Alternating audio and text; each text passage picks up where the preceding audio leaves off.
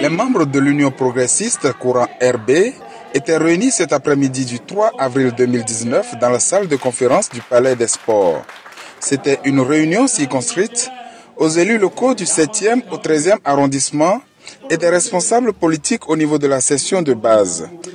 Florentin Tchaou, suppléant du candidat Abraham Zizidohoué, tête de liste de la 16e circonscription électorale pour l'Union progressiste, s'est fixé pour objectif de rendre compte à la base des avancées de la RB au sein de l'Union progressiste. Il a reçu pour cela le soutien du candidat tête de liste de l'Union progressiste de la 15e circonscription électorale.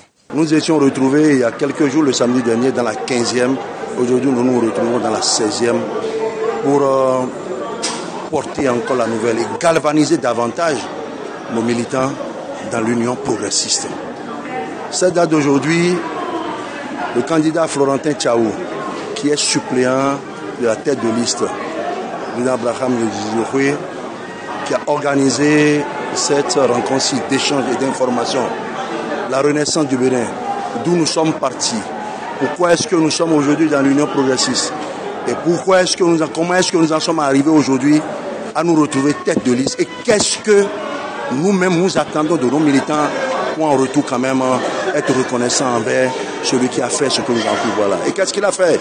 C'est que vous avez vu dans la 15e, il y a au moins un militant RB qui est la tête de liste. Dans la 16e, c'est pareil.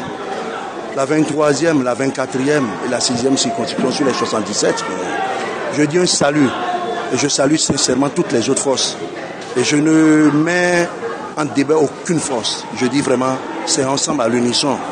Mais on ne peut quand même pas refuser que dans ces circonscriptions-là, que la force qui est la plus essentielle, la force la plus agissante, que ce soit la renaissance du Bénin. Et c'est conscient de leur position au sein de l'Union progressiste que les responsables de cette formation politique sont descendus vers la base pour des échanges afin de la motiver et surtout la rassurer. Vous n'êtes pas sans savoir non plus que la renaissance du Bénin est fortement analphabète et qu'il faille faire cette rencontre et mieux expliquer les réalités qui s'imposent à nous. Et vous constatez déjà un peu partout sur les chaînes des intoxications, qu'il n'y aura pas d'élection, on va brûler des pneus de partout.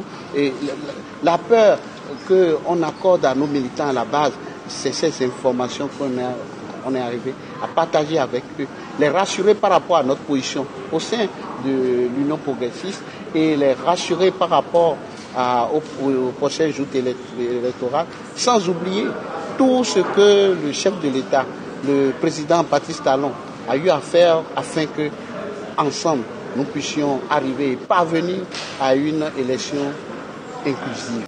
Avec plus d'une centaine de partis politiques fusionnés au sein de l'Union progressiste, il est important que les militants soient au courant des nouvelles règles.